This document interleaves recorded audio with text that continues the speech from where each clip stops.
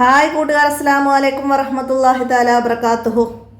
നമുക്ക് 2ാം ക്ലാസ് തജ്വീദുൽ ഖുർആൻ സെക്കൻഡ് പാർട്ടിലെ 5ാമത്തെ പാഠഭാഗമായിട്ട് നമുക്ക് സൂറത്തുൽ ആഷിയയുടെ 2ാമത്തെ ഭാഗം, ഫസ്റ്റ് ഭാഗത്തിൽ കുറച്ച് ആയത്തുകൾ നമ്മൾ കഴിഞ്ഞ ക്ലാസ്സിൽ പഠിച്ചിട്ടുണ്ട്. അപ്പോൾ അതിൻ്റെ ബാക്കിയാണ് ഇവിടെ വന്നത്. നമുക്ക് ഉസ്താദിൻ്റെ ഖിറാഅത്ത് കേൾക്കാം, എന്നിട്ട് അതിൻ്റെ വർക്കുകളൊക്കെ മനസ്സിലാക്കാം.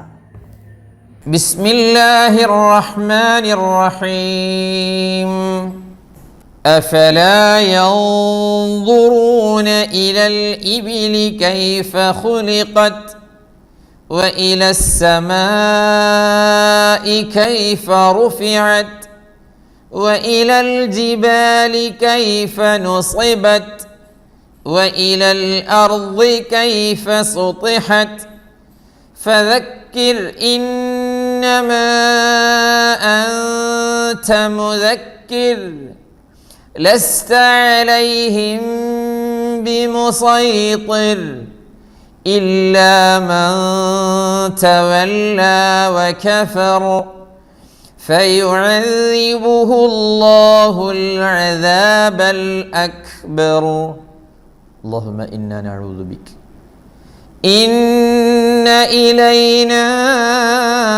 إيابهم ثم إن علينا حسابهم اللهم يسر حسابنا. ഓക്കെ, ശ്രദ്ധിച്ചല്ലോ. أفلا ينظرون إلى الإبل. ബാഇന് എന്താണ് ഹർക്കത്ത്? കസ്റാണ്. ഇബിലി എന്ന് ബായിന് സുക്കൂനാക്കിയിട്ടില്ലായിരുന്നോ? ഇബിലി അല്ലേ? സുക്കൂനാണോ പറഞ്ഞിരുന്നത്, കസ്റാണോ പറഞ്ഞിരുന്നത് പോലും ഓർമ്മയില്ല. നല്ല ശ്രദ്ധ വേണം, ഹർക്കത്തൊക്കെ നോക്കി പഠിച്ചോദനം. ഇബിൽ എന്ന് പറഞ്ഞ് ബായിന് സുക്കൂനായാൽ വേറെ സാധനമാണ്, ഇബിൽ എന്ന് പറഞ്ഞാൽ അത് വേറെ സാധനമാണ്. ഇബിൽ എന്ന് പറഞ്ഞാൽ ഒട്ടകമാണ് അർത്ഥം. അപ്പോൾ أفلا ينظرون إلى الإبل كيف خلقت أردوكي وإلى السماء كيف رفعت وإلى السماء مد متصل كيف رفعت وإلى الجبال كيف نصبت وإلى الجبال كيف نصبت. അവിടെയൊക്കെ താ ഉണ്ട്. എന്താ തായിൻ്റെ പ്രത്യേകത? തായിന് കാറ്റ് വേണം. 2 തരത്തിൽ താ വരും. അത് ഹാത്ത ബാത്ത ആയി വരും. ഹാത്തയിൽ നിർത്തുമ്പോൾ താ ഇൻ സ്വരം ഒരു ഹാ ആയി മാറി വരും. തായിൽ നിർത്തുകയാണെങ്കിലോ എന്ന് നമ്മളെ ബാത്തല്ലേ, ചില ആളുകൾ ഓതുന്നത് കേൾക്കുമ്പോൾ സങ്കടം വരും. ഖുലിഖത് വഇല السماء كيف رفعت إذا الشمس كورت പറഞ്ഞു കഴിഞ്ഞ ദിവസം അല്ലേ? അങ്ങനെയൊന്നും പാടില്ല. പിന്നെ അടുത്ത് നോക്കിയേ, വഇലൽ അർദി കൈഫ സുതിഹത് വഇലൽ അർദി. അവിടെയൊക്കെ ശ്രദ്ധിക്കാനുള്ള ഒരു കാര്യം എന്താ വെച്ചാൽ ഈ വഇല വഇല, ഇവിടെ കുറേ വഇലകളുണ്ട്. വഇലസ്സമായി വഇലൽ ജിബാലി, അതൊക്കെ ഒന്ന് സ്പീഡ് കൂടുമ്പോൾ വൈലൽ ജിബാലി വൈലസ്സമായി വൈലയാകും. അങ്ങനെയൊന്നും ആവാൻ പാടില്ല. ഈ എന്ന അക്ഷരം ഈ എന്ന യാ ആയി പോകാൻ പാടില്ല. വൈലയ്ക്കയും വൈദയും യാ ആയി വരും, അത് ഒഴിവാക്കണം, ശ്രദ്ധിക്കണമെന്ന്. അതൊക്കെ ഇതിൽ ശ്രദ്ധിക്കാനുള്ളതാണ്. എന്നിട്ടോ فذكر إنما أنت مذكر فذكر مذكر രണ്ടിടത്തും റാഇന് തർഖീഖ് ടാ മുദക്കിർ തഫ്ഖീം അല്ല.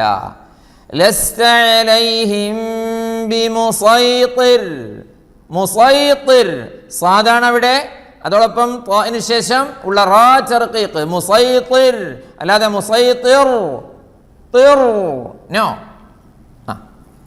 إلا من تولى وكفر تفخيم കാരണങ്ങളൊക്കെ നമ്മൾ പഠിച്ചിട്ടുണ്ടല്ലോ.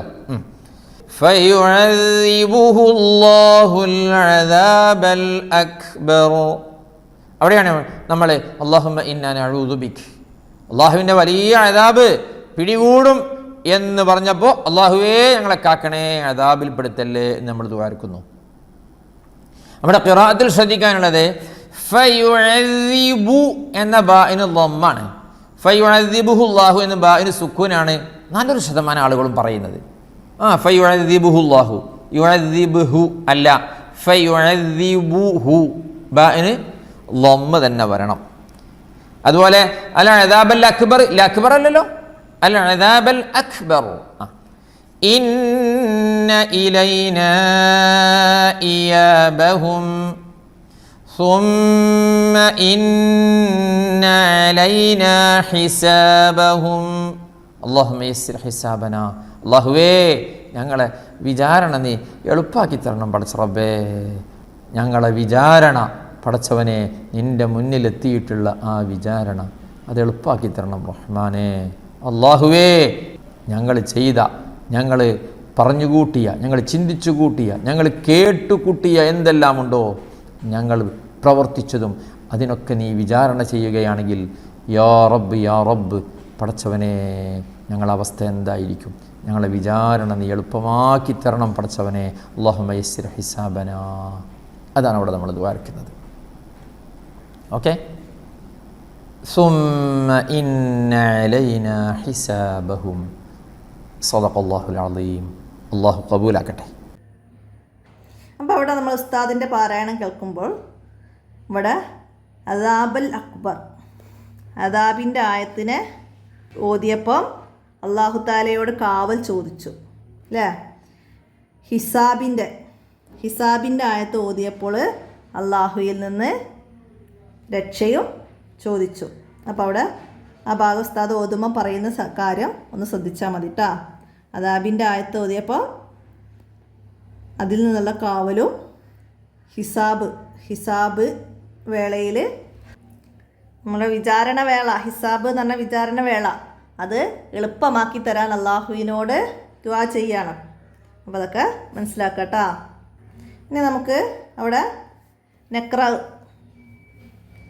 വായിക്കാൻ വന്നത് നമ്മൾ ആയത്തിൽ നിന്നുള്ള ചെറിയ വേർഡ്സുകളാണ്. എന്താണ്? ഇലൽ ഇബിലി കൈഫ ഖുലിഖത്. ഇലൽ ഇബിലി, ഇവിടെ സുക്കൂനുള്ള ഒരു അക്ഷരത്തിന് ശേഷം ഹംസ വരുമ്പോൾ പ്രത്യേകം ശ്രദ്ധിക്കണം. ഇല്ലെങ്കിൽ ഇലൽ ലിബിലി, ഇവിടെ ലാമിന് ശബ്ദ വരും, ഹംസ നഷ്ടപ്പെടും. മനസ്സിലായില്ല? അപ്പോൾ അവിടെ ശ്രദ്ധിച്ചിട്ട് വേണം ഓതുക. ഇലൽ ഇബിലി കൈഫ ഖുലിഖത് വ ഇലസ്സമാഇ കൈഫ റുഫിഅത് കൈഫ സുത്തിഹത് ഫദക്കിർ അലൈഹിം ബിമുസൈത്തിർ അലൈനാ ഹിസാബഹും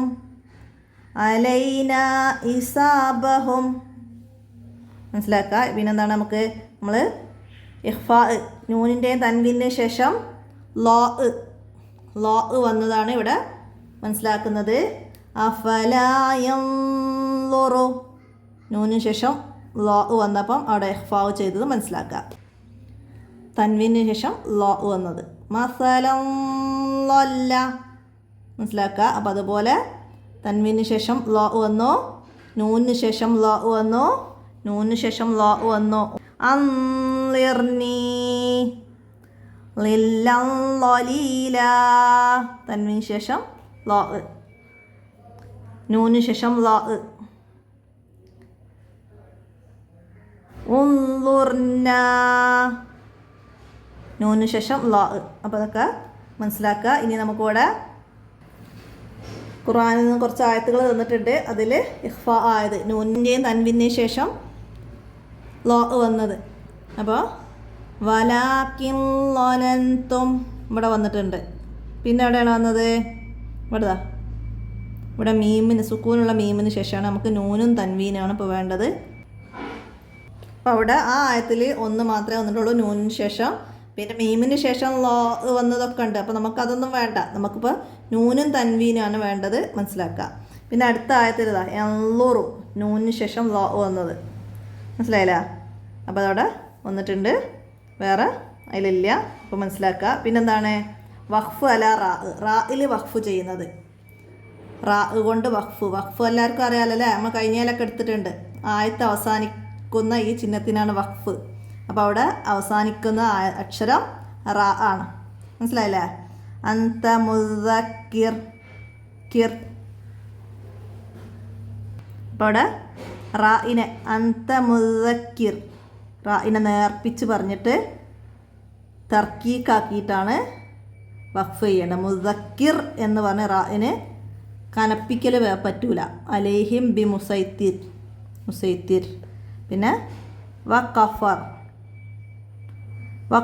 ഇവിടെ റായിന് സുക്കൂന് നൽകി തഫീം ചെയ്യണം. പിന്നെ അക്ബർ അദാബൽ അക്ബർ, അങ്ങനെ തഫീം ചെയ്യും. അപ്പോൾ ഇവിടെ ഇത് രണ്ടും മുദക്കിർ, അതായത് റായിന് മുമ്പ് കസർ വന്നതുകൊണ്ടാണ് അവിടെ. പിന്നെ ഇവിടെ റായിന് മുമ്പും കസർ വന്നു, ഇവിടെ റായിന് മുമ്പ് ഫത്ഹ് വന്നു, ഇവിടെയും റായിന് മുമ്പ് ഫത്ഹ്. അതൊക്കെ നിങ്ങൾക്ക് തജ്വീദ് സെപ്പറേറ്റ് ആയിട്ട് പഠിക്കുമ്പോഴാണ് അതിനെക്കുറിച്ചൊക്കെ മനസ്സിലാവുള്ളൂ. അപ്പോൾ ഇവിടെ ഉച്ചാരണം മനസ്സിലാക്കുക. റാ കൊണ്ട് വഖഫ് ചെയ്ത അത്ര മനസ്സിലാക്കിയാൽ മതി. ഇവിടെ റായിലാണ് വഖഫ് ചെയ്യുന്നത് എന്നുള്ളത് മനസ്സിലാക്കിയാൽ മതി. മുദക്കിർ, മുസൈത്തിർ, വഖഫർ, അക്ബർ മനസ്സിലാക്കിയാൽ മാത്രം മതി.